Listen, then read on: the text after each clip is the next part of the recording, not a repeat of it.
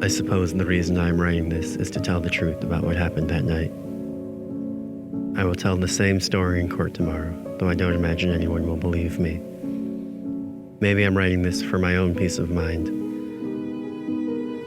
Either way, I'll likely be in prison by the time you have a chance to read this, but this is an exact account of the night of February 14th, 2018, as it happened and as I experienced it.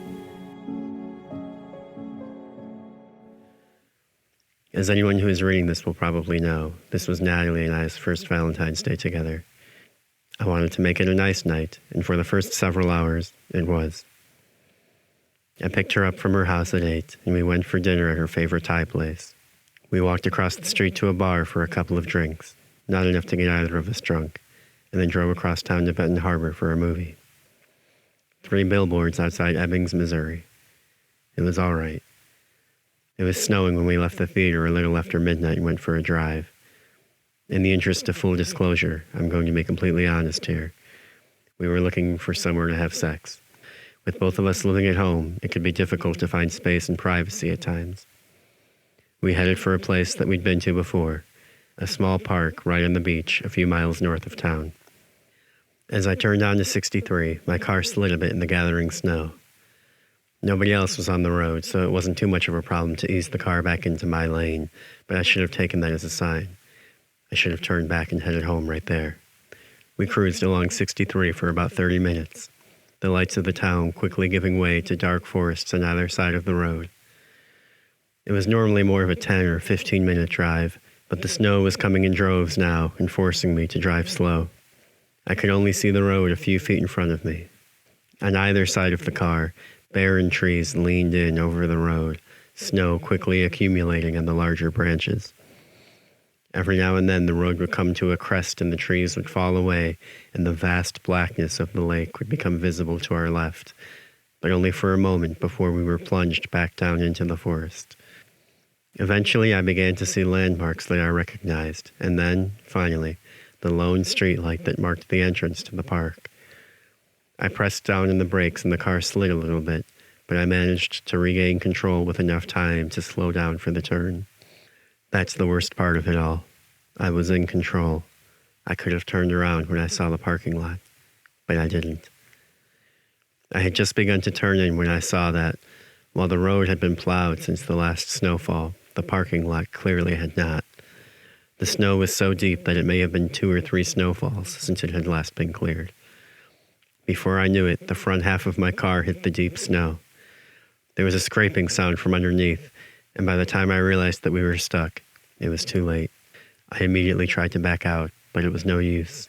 I rocked the car back and forth, drive, reverse, but we didn't move more than a few inches. Every time I revved the engine, the tires spun in place, sending plumes of snow across the headlight beams. We had only been stuck a few minutes when a Michigan state trooper drove past. He slowed down, turned around, and parked his car behind ours. He stayed like that for a minute, headlights flooding the inside of our car, before he stepped out and approached my window. He asked if we were stuck and reminded us that the park was closed after sunset. I told him that we were trying to turn around and we got stuck. I stepped out and, with the officer, tried to push the car backwards while Natalie drove. We gained a couple feet, but eventually stopped making progress before we could get the car out of the deep snow. The officer and I leaned on the hood of my car, out of breath. After a moment, he stood up and told us that our best bet would probably be to call a tow truck. He took our driver's licenses and disappeared into his car. I knocked the snow off of my shoes and climbed back into the driver's seat. After a few minutes, the officer was back at my window. He gave us our licenses back and wished us luck. A minute later, he was gone, and Natalie and I were once again alone. I took out my wallet, found my AAA card, and called the number. I was put on hold. Natalie and I talked for a bit. As we talked, the windows began to fog up. 20 minutes went by, and still I was on hold. I turned off the engine to save gas. It was a little after 1:30 now, and Natalie and I were both tired. We watched the snowflakes hit the windshield, melt, and run in small streams down the glass. We had both begun drifting off when someone answered on the other end of the phone. I spoke to the man and explained our situation. He couldn't find any tow trucks in our immediate area, but promised to keep searching and call us back when he found one. I thanked him and hung up. The snow was still coming down hard. We'd been in the car a while now and I had to pee, so I stepped out and looked for a place to do so. The parking lot seemed especially big, spread out in front of me and covered in a foot of virgin snow. The air was quiet, save for the high-pitched whining sound of the wind and, below that, the din of the lake. I suppose I could have just peed anywhere, but I felt awkward just going right in front of Natalie. I scanned the playground to my left, but it was surrounded by a low fence, which seemed like it would have been more trouble to get over than it was worth. Instead, I headed towards the far end of the parking lot, towards the lake. There was a line of trees bordering the lot on that end. Beyond that, a sheer cliff, and then the lake. There were some stairs leading down to the water, and I made my way towards those. The roar of the lake was louder over here. I stood on top of the stairs and looked down. They were steep and, in the dark, foreboding. I made up my mind that I would go down a few steps, just until I was out of Natalie's line of sight, and pee there. Carefully, I made my way down a handful of steps. The sound of waves crashing against the shore grew louder. The sodium vapor glow of the parking lot melted into the darkness. I unzipped my jeans and began to pee. When Natalie and I came to this spot in the summer, there had been a beach at the bottom of the steps. It was gone now. The water was high, much higher than it had been then, and when the tide came in, it crashed against the stairs themselves, engulfing the last few steps in icy foam. The surface of the lake was pure darkness that stretched on as far as I could see, dotted here and there with gleaming silver patches where the tide was rolling in or out. Not far from the bottom of the stairs was a large rock jutting out of the water, silhouetted against the bleak gray of the night sky that Natalie and I had swam to during the summer. We spent an afternoon just laying there, talking. I listened to the crashing of the waves as I peed, and to the wind whipping through the trees and shaking the branches. As I was finishing, I swear that the sound of the wind and the water grew just a bit quieter around me. I heard something else on the air and paused. I turned my head towards the water, where it seemed to be coming from. I can't be certain, but I thought I heard the sound, ever so faint, of someone singing. A woman. The sound was soft and almost sad, carried on the wind from somewhere in the distance. I couldn't hear it over the sound of my breathing, so I held my breath. The sound came and went with the wind, and a few times it went away completely for long enough that I was sure I'd just been imagining it, only for it to come back again. As I listened, the sound of the singing seemed to move closer, but maybe I imagined that part. I buttoned my pants and headed back up the stairs. I got to the top. I turned around and took one last look out over the lake. Again, my mind could have been playing tricks on me. It was very late, and I was very tired. But I could have sworn I saw someone on top of the rock in the middle of the water. The snow was flying hard right at my face, and when I blinked a couple of times and tried to focus on the rock, whatever I saw was gone, if it had ever been there. I trudged back to the car and opened the door. I half expected Natalie to be asleep. She was not. "What were you doing out there?" she asked. I told her I was peeing, like I said I was going to. She had the car running, and the interior was warm. "That's what I thought you were doing, but when I looked up, you were standing at the top of the stairs over there waving at me, like you wanted me to come over by you." I told her that I had never waved at her, and I asked her if she was sure that it was me. She said she assumed that it was, but with all the snow, she guessed that she couldn't really be sure. It's not like she could see my face from this far away or anything. But who else could it have been? It's 2 a.m. Who else would be out here? I didn't answer her. I couldn't answer her. We sat in silence. When my phone rang, it startled both of us. It was the man from AAA calling back. He had found us a tow truck in the area, but it was far away and could take as long as 4 hours to reach us. It was a very busy night, he explained. A lot of cars were sliding off of the road and calling for tows. I told him I understood and that we could wait. We didn't really have a choice. I hung up and turned the car off. I grabbed my jacket from the back seat and gave it to Natalie to use as a blanket. We both tilted our seats back and fell asleep. I woke up a little after 3. Natalie was still asleep. The inside of the car was freezing, so I started the engine. I tilted my seat up as I surveyed the world outside of the car. The parking lot looked smudgy through the water drops on the windshield, and the window on my side was opaque, covered in condensation from our breathing. I pushed my sleeve up over my hand and tried to wipe away the moisture, but nothing happened. The condensation was on the outside of the window. Before I could open my door to wipe the outside of the window, a sound became apparent. I think that it had been there since I'd woken up. Maybe it had been the thing that woke me up, but I just now began to notice it. Softly, barely audible over the sound of the engine idling, I could hear the sound of a woman singing. It was gentle and sweet, but it sounded more crisp now than it had by the lake, more clear. It was loud enough that I could make out words and phrases.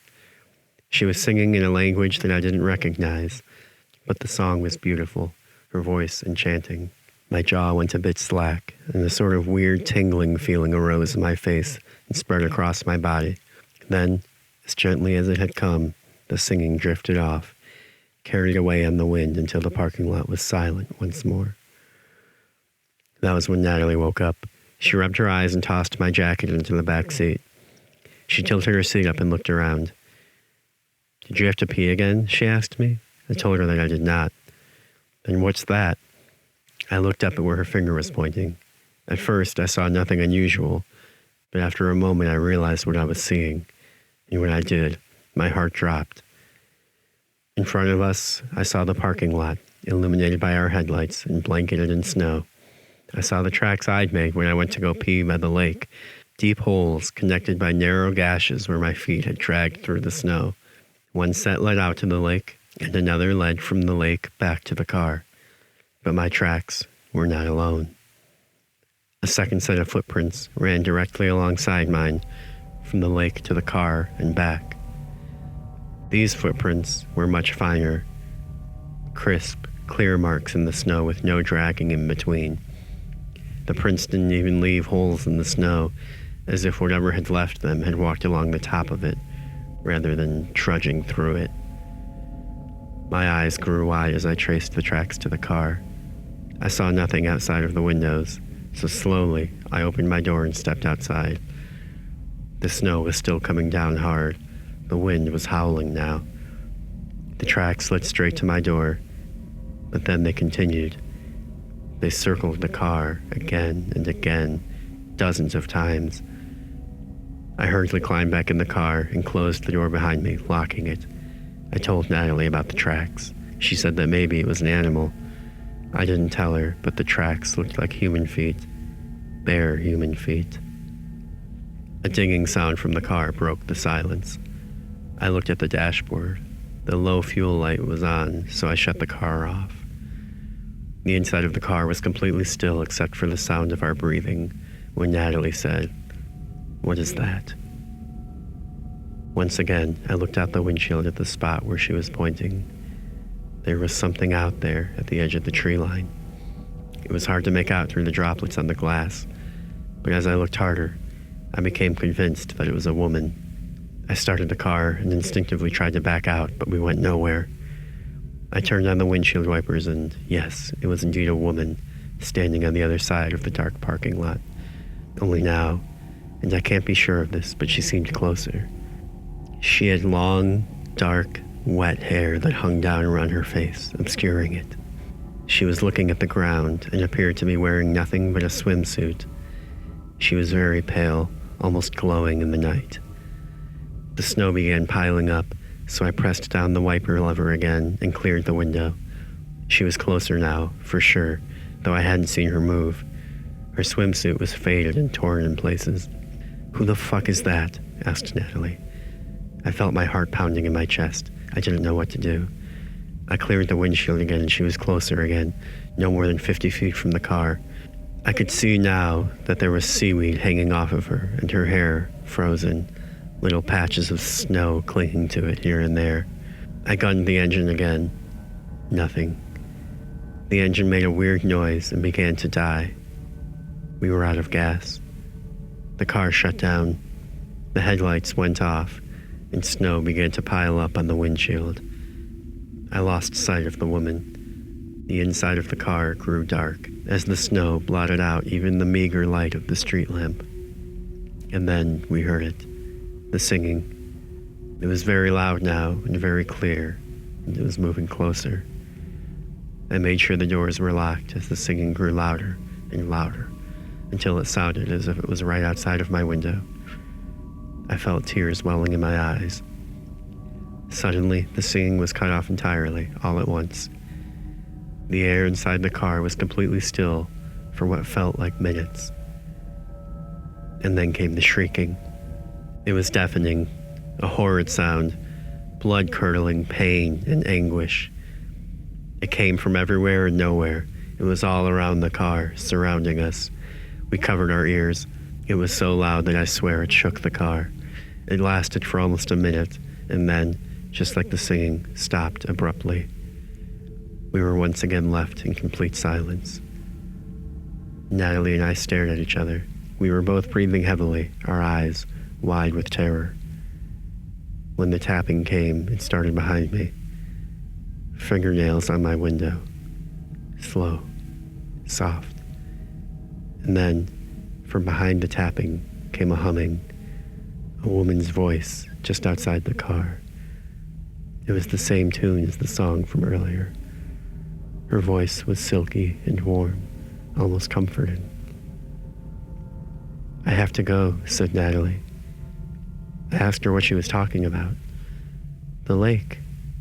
It's right there, and I need to go for a swim." I yelled at her. I told her she was losing her mind. I told her we needed to stay in the car. She unlocked the doors. "It's right there," she said. "Doesn't a nice swim sound refreshing?" She opened her door. I grabbed her wrist. I tried to tug her back into the car, but she yanked herself away, stepped outside, and closed her door behind her. I unlocked my door and flung it open, but when I stepped outside, I was alone. The wind was gone, and the snow had slowed to a flurry. From the lake, I heard a singing.